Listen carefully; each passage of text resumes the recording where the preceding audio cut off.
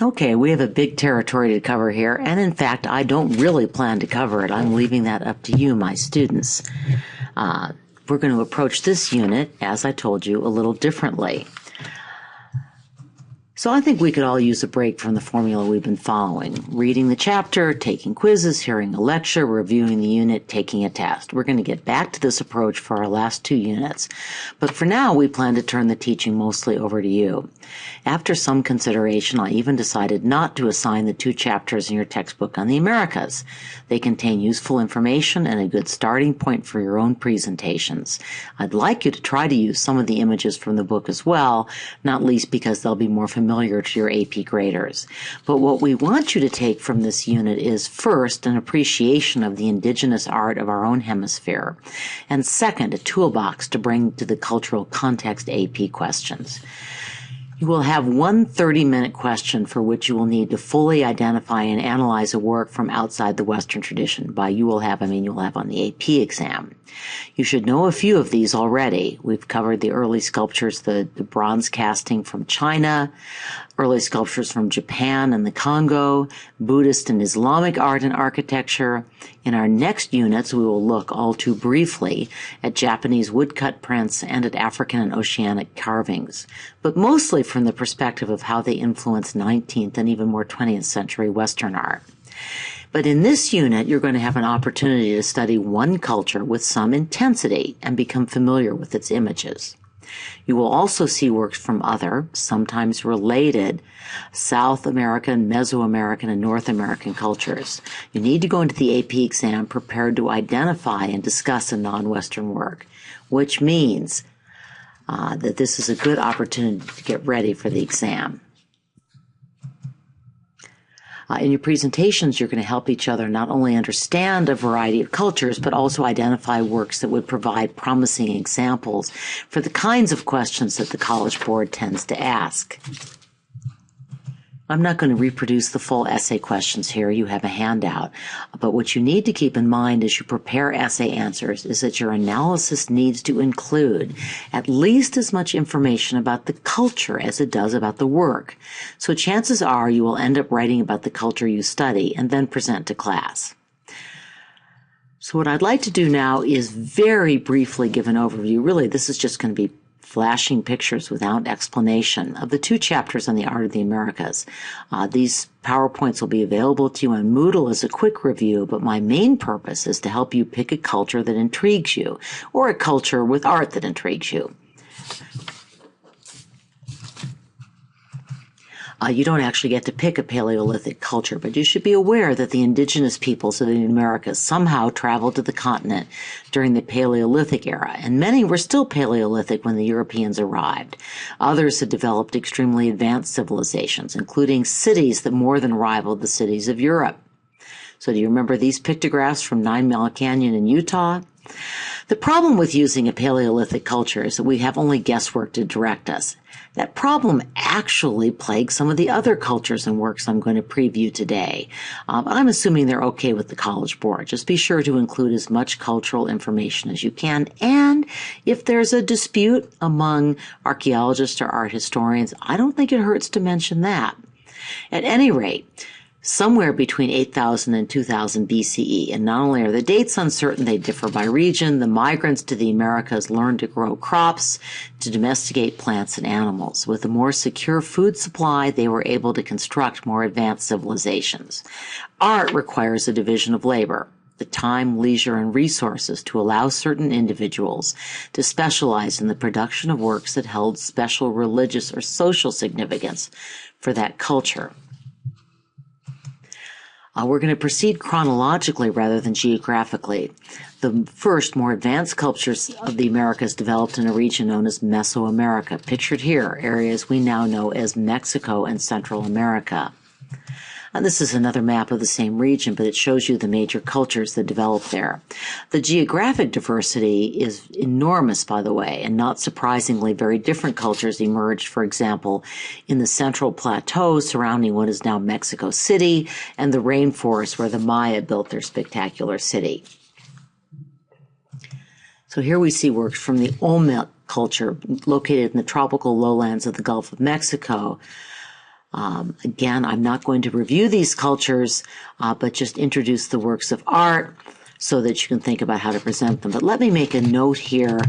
As you look into these cultures, you're going to need to go beyond your textbook, and you're certainly going to need to go beyond the ubiquitous Wikipedia, although I have no problem with your starting there, particularly using it to follow links. As you find works, pay special attention to the museums that are hosting them.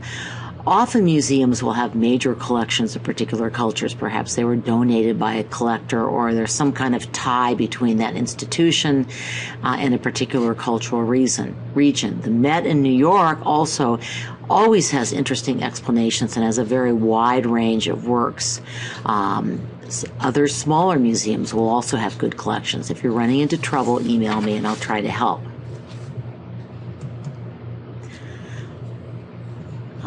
Oops, did I skip one? Moving forward in time now to cultures that the Europeans, oops, I did skip ahead.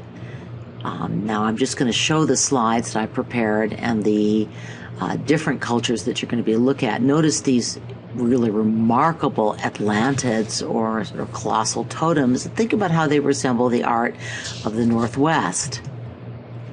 Moving into Mayan, and we have two people doing a joint presentation on Maya.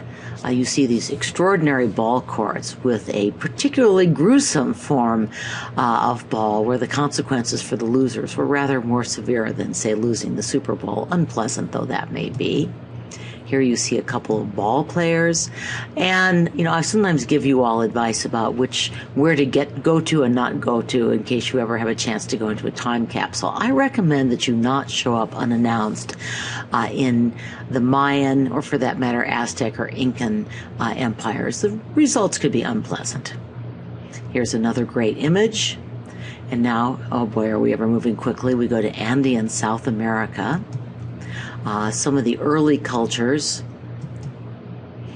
these vessels are really extraordinary in the way they combine human and animal features, and also in how realistic looking the figures are.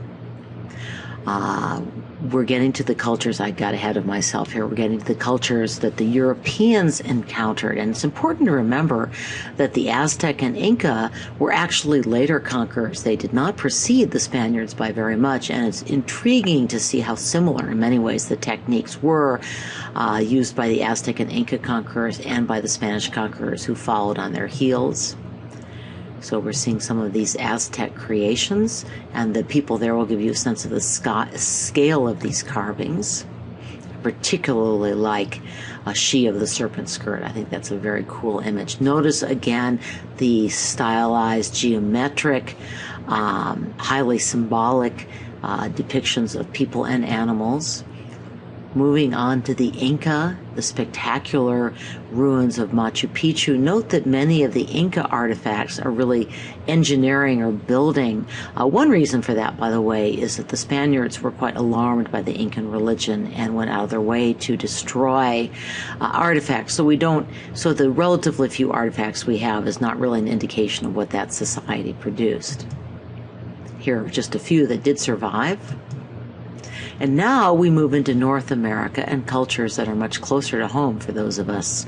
The person who picks this culture actually is going to have a choice of a number of Pueblan cultures. In fact, when we get to North America, I'm really giving regions. These regions contain a variety of different tribes, often with related but still clearly differentiable cultures. And what I want you to do is make sure that for the particular work that you're analyzing, that you explain the culture that made this work and how this particular object reflects values, religion, social structure, etc. Your questions that relate to that particular culture.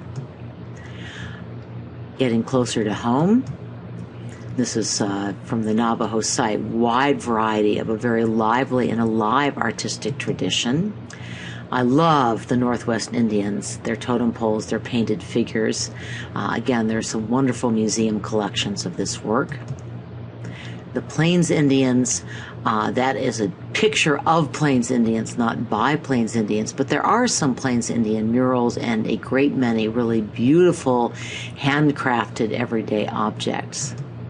And finally, this is hardly covered at all in the textbook, but one of my favorite arts of the arts of the Inuits, and it is very much, as I said about the Pueblo and the Navajo traditions, the Utes, this is an artistic tradition that is very much alive and well, and some of the most spectacular Inuit art is being produced right now. I'm going to end with just a quick look at a syncretistic art that was produced by Quechua or Incan artists under the instruction of Mannerist and Baroque painters, mostly from Spain, but also from Italy and Flanders, and what you'll see are traditional images, particularly the Virgin Mary, that make use of certain Incan symbols. The tradition of an Earth Mother was very important in the indigenous culture of this area, and the priests who came basically in the wake of the conquerors were quite willing to use these traditions in what was called a strategy of substitution to help the conquered people adapt to their new religion of Christianity.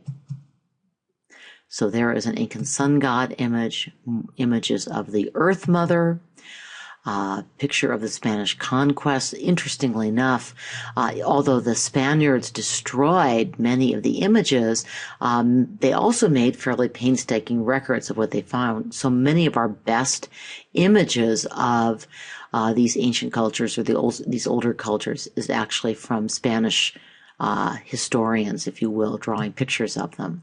Notice this depiction of the Earth Mother, Virgin Mary.